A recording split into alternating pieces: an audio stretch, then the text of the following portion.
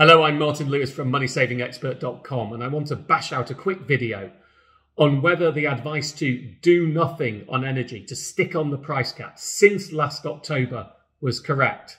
Now, before that, helping people on energy was relatively easy. You just let them do a comparison, you showed them the prices and talked about which the good service, good reputation providers were. Then in October, everything changed. And since then, if I'm honest, it has been incredibly stressful. I've had some sleepless nights over it and anxiety causing in trying to help people make the right decision. Because without a crystal ball, it's virtually impossible.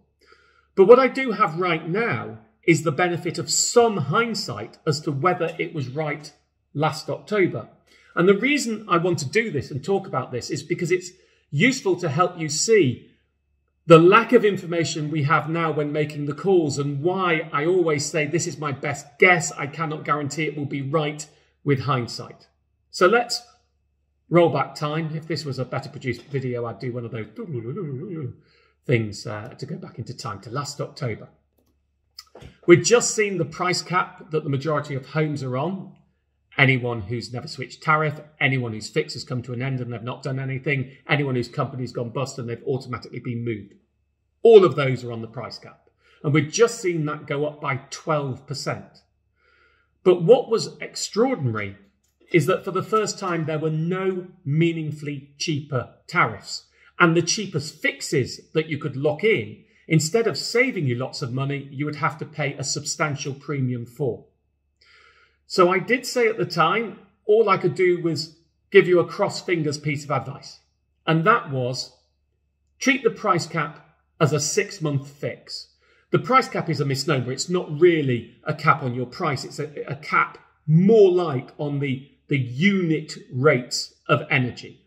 And we knew they're locked in until at least the 1st of April. So that's a 6-month fix. And in that time, I said, let's hope that things get better, cheaper deals come back, and you'll be able to lock in cheaper in future. So there's no point in paying more now. Well, looking back, it hasn't got better. Hope didn't materialise. It's got worse and worse and worse. So what does that mean?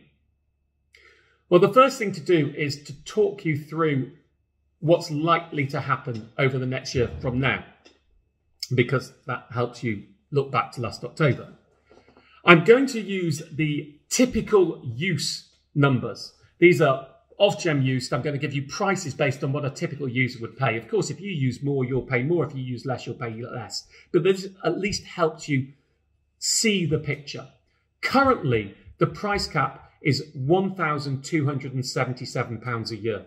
It's estimated that on the 1st of April, that will jump around 50% to £1,925. And we're pretty sure of that, unless there's government intervention or Ofgem changes something, because the assessment period for that 1st of April price cap is the 6-month run up until the end of January, and we're nearly there. That will then be locked in until the 1st of October, when it will change again. Now, that 1st of October price cap depends on wholesale prices from the start of February until the end of July. We clearly don't know what they are, but if they stayed at current rates, we'd expect to see another 20% hike in October. Horrendous, unaffordable, miserable. I've talked about the fact we need government intervention elsewhere. I'm writing a piece about help people need at the moment, but let's just focus on this issue. So, we've got a rough idea of the price, £12.77, £19.25, and then, well, it could go up 20%. Things might change. It may not go up 20% in October. That's what we know. So in early October, the cheapest fixes were about £1,580. By the end of November, they were about £1,850, all based on typical use. But there was a time, this sort of sweet spot around the beginning of November, when they're around £1,630. Now, the reason all this matters is when you fix counts. Because, of course, the earlier you fixed in October, the more of the relatively cheap current price cap you'll be giving up in order to get your fix. So, looking back on the numbers, for most of the cheapest open market fixes, and remember, I'm not talking about the more expensive fixes that most companies were offering, I'm talking about the cheapest open market fixes. If we assume that the price cap will be 1925 and it would stay that in October, then it's very likely you were better off doing nothing. If we assume it rises 20% in October, then most people were better off doing nothing, but there are certainly some edge cases where you would have been better probably around the 3rd of November to have locked in on a cheap fix. But these are edge cases, and the savings from that, I wouldn't have think would be very substantial, you know, maybe 10 to 50 quid a year. Well, obviously, if you're a huge user, it would be bigger on sort of typical usage. But again, only on if you absolutely time this right. Now, there may have been some existing customer fixes that were even cheaper. I'm looking at the open market rates. But certainly the savings from fixing, even for the few who would gain from it, would not be that big. But even this is still dependent on some supposition now of the 1st of April price and on the 1st of October price and the assumption that the government won't change things. So to those few people who would have been better off if they'd acted and didn't because of me, I'm sorry. I'm sorry. I didn't know. I couldn't know. I tried to do everything right, but I can't promise the right answers. And that's sort of the nub of what I want to say here. What I want to do now is move on to where we are right now. Now, based on the current numbers, oh, one other thing I should have said. It's worth remembering too, of course, that staying on the price cap from October to April covers the highest use period. So it means you are paying on the lowest possible tariff, unless you're on an older cheap fix, but you're on the lowest possible tariff during the highest use period, and that was a benefit too. But still, my main point is, for most people it was the right thing, but there may be a few who could have slightly, marginally beaten it a little bit. And that's just something we have to understand. And the truth is, what I'm trying to tell people, the information I'm giving people, is about the mainstream, risk-averse, safe options. It's not about playing the markets. I mean, there will always be some who can play the market and win with hindsight, one presumes. But it isn't about that. This is about the people going, I don't know what to do. I don't understand this. And that's what I'm targeting my information at. So what's my best guess right now? Well, having done the numbers, depending on what you assume happens in October, and that's a really difficult bit, I wouldn't be looking at fixing now unless I could get a fix that was no more than 40-odd% above the price cap. That's what I'd say. I think of that as a rough number. 40-odd% above the price cap if you want price certainty. Now, if you're on a cheap fix now, it's still the price cap that matters because that's the price they'll go to when your cheap fix ends. So when your cheap fix ends, you'll look at the price cap. And the cheapest open market tariffs right now are around 70% more of the price cap, so you wouldn't really look at those. Now, I may be persuadable if someone said to me, I really want price certainty and I've got something that's 50% above. Well, if we do see a rise in October, that may well be a winner in hindsight. So I certainly might stretch to around the 50% mark, but I wouldn't stretch to the 70% mark.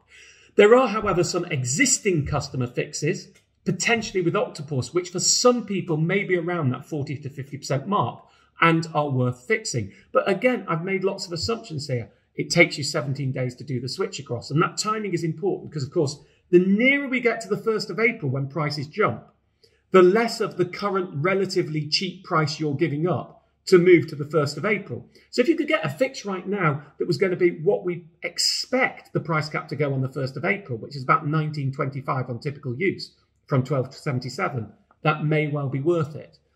But again, a lot of this involves assumptions. And I've looked over 1 year, not 3 years. If prices were to rocket again, I mean, look, a war in Europe, a war in the Ukraine, I mean, is devastating. Would just be absolutely devastating in every way. But if I just focus on the energy point there, if there were to be a war in the Ukraine, it's likely that that would involve, you know, one of the tools that would be used in that war would be the price of energy. And we could see gas prices rocket, I mean, much, much higher than they are right now. In which case, locking in even at £2,000 right now, if you've got a 2 or 3 year fix, could be a winner. With hindsight. But I find it very difficult to say to people to give up a £1,277 a year rate knowing you're going to go to 1,900 to lock in at 2,000. I just find that difficult to do. But if you were really, really risk averse, with hindsight, that could well be a winner for you. So what I'm trying to say, and I've gone on a lot, sorry for talking so much. What I'm trying to say is my predictions are based on a good, safe strategy. I hope things will improve. But if they don't, with hindsight, and things get worse, there is a chance you could look back and say, oh, I wish I'd got that fixed. I don't think, based on my assumptions, it's worth it right now at anything less than 50%. But I can't promise you that. I wish I could. It drives me sick and worries me and keeps me horrible because, you know, I normally try and work in areas where I can do the numbers and give you a right answer, and I can't here. So that's it. We do our best. Can't promise to get it right, but we're going to continue to crunch the numbers for you and give you the best risk-averse answer we can. So right now, do nothing unless you can get a fix that is no more than 50% above the price cap. That would be my very upper limit, I think. Around that anyway. Caveat, caveat, caveat.